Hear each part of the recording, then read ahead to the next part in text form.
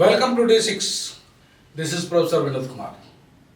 ఇవాళ దిల్సుఖ్ నగర్ జంట పేలుల్లో దోషులకు ఉరే సరి. ఎస్, దీన్ని లోకమంతా ఖచ్చితంగా సమర్థిస్తుంది. ఈ ఉరి శిక్షను ఓకే అంటది. ఇప్పటికీ చాలామందికి అంటే 6 ఉరి, దాదాపు 170-180 మందికేమో వాళ్ళంతా కూడా 157 మందికి సాక్షులను విచారించారు. 6 ఉరిపడ్డది. తర్వాత దీంట్లో 300 వీళ్ళు దాదాపుగా 170 మందికి దెబ్బలు తగినాయి. కొంతమంది కళ్ళు పోయినాయి, చెవులు వినబడతలేవు. ఇప్పటికీ సాయం అందలేదు. ఎవరైతే వికలాంగులైందో 50,000 రూపాయలు రావాలో అదొక పీడకల. ఈ పిల్లాడైతే మొత్తం నిస్సహాయ స్థితిలో ఉన్నాడు. ఇట్లా రకరకాలుగా కాళ్ళు ఇరిగిపోయిన వాళ్ళు, చేతులు ఇరిగిపోయిన వాళ్ళు, కంటి ఇరిగిపోయిన వాళ్ళు, కళ్ళు పోయిన వాళ్ళు, ఎడ్డలైన వాళ్ళు, నిస్సహాయాలుగా మంచం మీద పడిన వాళ్ళు, ఇట్లా రకరకాలుగా ఉన్నవాళ్ళు వీళ్ళు ఉండగా దాదాపుగా 18 మంది దాకా చనిపోయారు. సో ఇంతమందిని పొట్టన పెట్టుకున్న ఈ దుర్మార్గులు 6 దుర్మార్గులు ఎవరైతే ఉన్నారో వాళ్ళకు ఎన్ఐఏ కోర్టు ఇప్పుడు 2013లో నేను తీర్పిస్తే ఇప్పటిదాకా 2013లో ఈ సంఘటన జరిగితే 2016లో ఎన్ఐఏ కోర్టు జడ్జిమెంట్ ఇచ్చింది వీళ్ళకు ఉరి శిక్ష అని చెప్పి. 16 నుండి 2025 వరకు అంటే దాదాపు ఎన్ని సంవత్సరాలు? 9 ఏళ్ళు. మళ్ళీ 9 ఏళ్ళు అంటే ఆ శిక్షను ఖరారు చేయడానికి 9 సంవత్సరాలు. అంటే justice delayed and justice denied కింద మనం దీన్ని చూడాలి. 9 ఏళ్ళ ఇంత సుదీర్ఘకాలం ఎందుకు పట్టింది? ఇంతమంది పొట్టన పెట్టుకున్న తర్వాత, ఇంతమంది క్షతగాతులు అయిన తర్వాత, జీవిత లాగమైన తర్వాత వాళ్ళకి ఇంత దర్యాప్తులో ఆధారాల సేకరణకు ఇంత టైం పడుతుందా? అక్కడే 3 ఏళ్లలో ఎన్ఐఏ కోర్టు శిక్షలు ఖరారు చేస్తే హైకోర్టుకు 9 సంవత్సరాలు ఎట్లా పడుతుంది?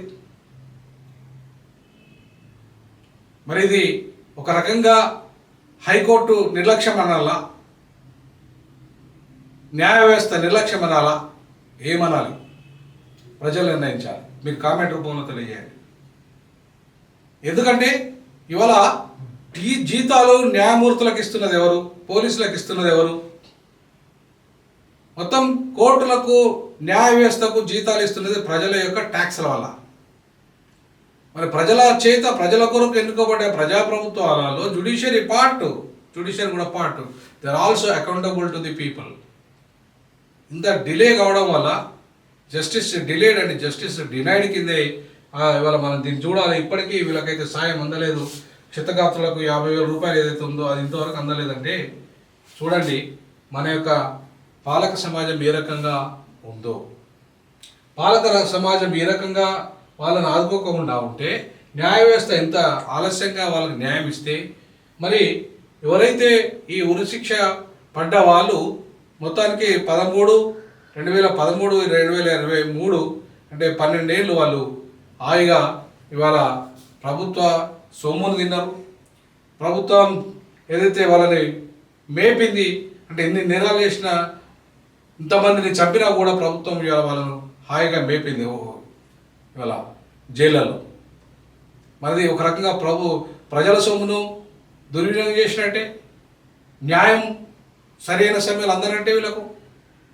అంతేకాకుండా ఇవాళ ప్రజలు కట్టిన పన్నులకు కరెక్ట్గా న్యాయం చేసినట్టు కాదు. సో కాబట్టి ఇప్పుడైనా సరే దర్యాప్తు సంస్థలు కానీ, న్యాయ వ్యవస్థ కానీ ఇవన్నీ కూడా సత్వర న్యాయం అనేది న్యాయ వ్యవస్థ యొక్క సూత్రం.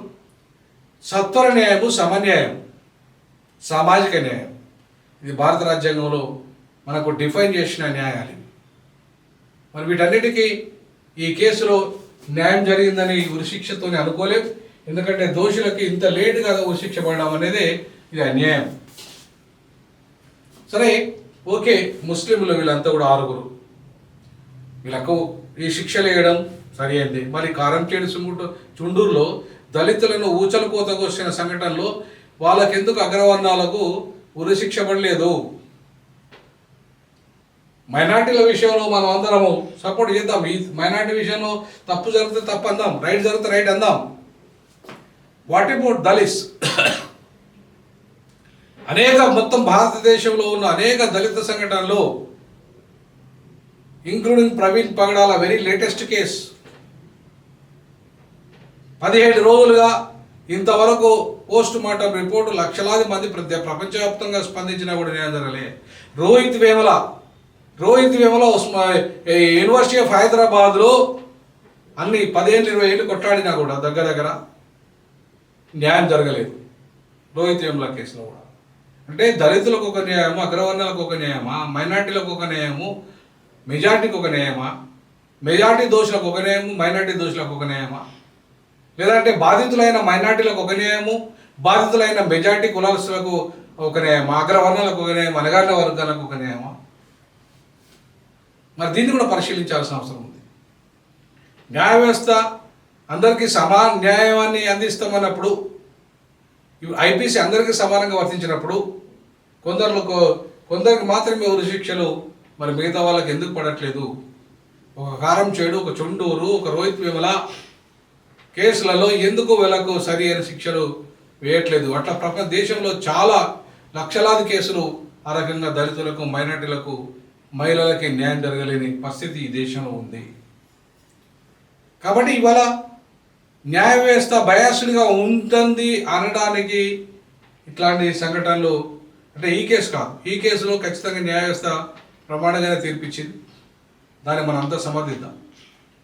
కానీ చాలా కేసులలో, చుండూరు కేసులు, కారంచేడు కేసులలో అసలు దోషులు ఎవరో నిర్ధారించలేదు. సుదీర్ఘకాలంగా 30 ఏళ్ళుగా కొనసాగిన విచారణలో దోషులు ఎవరు నిర్ధారించిన పరిస్థితి ఇలా అంత పెద్ద ఈ కేసులలో సంచలనం ఎట్లయిందో అది కూడా మొత్తం దేశమంతా సంచలనమైంది. ఒక దళిత రాష్ట్రపతి ఏర్పడడానికే కారణమైన ఆ కార్యాచరణ ఏదైతే ఉందో ఇవాళ మనం చూసాం. కాబట్టి ఈ మైనార్టీలకే ఉరియా, మిగతా వాళ్ళకు కూడా ఉరి ఉంటుందా? మెజార్టీ వాళ్ళకు కూడా ఉరి ఉందా? కాబట్టి మెజార్టీ మైనార్టీకి ఉరే, తప్పు చేస్తే తప్పే. ఇంకా రేరెస్ట్ ఆఫ్ ది రేర్ కేసెస్లలో ఖచ్చితంగా ఉరి వేయాల్సిందే. ఇట్లాంటి దుర్మార్గాలకు పాల్పడ్డ వ్యక్తులకు, పాపం అమాయకులంతా ప్రజలంతా ఇక్కడికి వచ్చి తింటుంటే ఆయన వాళ్ళది ఏ కులమైనా కావచ్చు, ఏ మతమైనా కావచ్చు, ఎవరైనా కావచ్చు, అక్కడ బాంబులు పెడతారు, ప్రజల్ని చంపుతారని ఎవరు అనుకుంటారు? ఇట్లాంటి దుర్మార్గులను ఏ మతమైనా సరే ఖచ్చితంగా ఉరి తీయాల్సిందే. కాబట్టి అంటే నా ఉద్దేశంలో ఏ మతమైనా, ఏ కులమైనా, ఏ ప్రాంతమైనా, ఏ భాష అయినా మనిషిని చంపే అధికారం లేదు. ఒక మనిషిని చంపినంటే, మనుషులను చంపినంటే వాళ్ళకి 100% శిక్ష పడాల్సిందే.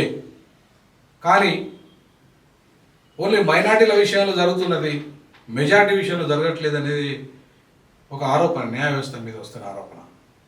అగ్రవర్ణాలకు వాళ్ళు శిక్షలు వేస్తలేరు కానీ అణగారిన వర్గాలకు శిక్షలు వేస్తున్నారు అనేది ఇంకో ఆరోపణ కూడా న్యాయ వ్యవస్థ మీద ఉంది.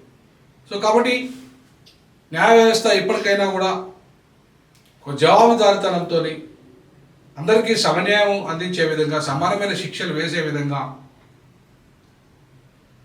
All are equal before the law and equal protection of the laws ఏదైతే మనం చెప్పుకుంటున్నామో ఆర్టికల్ 14లో, జీవించే హక్కు ప్రతి ఒక్కరికి ఉందని చెప్పి ఆర్టికల్ 21లో మనం చెప్పుకుంటున్నాము. సో కాబట్టి అది దళితుడా, బీసీయా, ఓసీయా, మైనార్టీయా, క్రైస్తవుడా, హిందువా, పార్సీయా, ముస్లిమా, ఎవరైనా కావచ్చు, అందరికీ జీవించే హక్కు ఉంది. దళితులైతే జీవించే హక్కు ఉండద్దా? మైనార్టీలు అయితే జీవించే హక్కు ఉండద్దా? సో కాబట్టి తప్పు ఎవరు చేసినా తప్పే, శిక్ష ఎవరికైనా శిక్ష వేయాల్సిందే, అందరికీ సమానమైన శిక్ష పడాల్సిందే, నేరం చేసిన ప్రతి వాడికి శిక్ష పడాల్సిందే.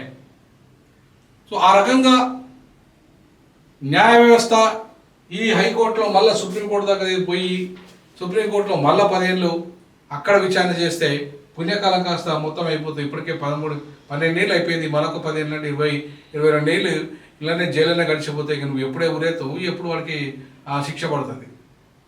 సో కాబట్టి ఇట్లాంటి ఏదైతే జస్టిస్ డిలేడ్, జస్టిస్ డినైడ్ పేరు మీద ఈ దేశంలో న్యాయ వ్యవస్థ యొక్క తన యొక్క ప్రతిష్టను దెబ్బతీసే విధంగా ఆలస్యం జరుగుతుందో, న్యాయం ఆలస్యం మీద కూడా అది ఒక రకంగా అన్యాయం కిందే అవుతుంది. కాబట్టి ఇకనైనా న్యాయం చేసే దిశగా, అందరికీ సమన్యాయం, అందరికీ సమానమైన న్యాయం చేసే దిశగా ఇవాళ న్యాయ వ్యవస్థ పనిచేయాలని D6 TJAC భావిస్తుంది. జై భీమ్, జై పూలే, జై పెరియార్.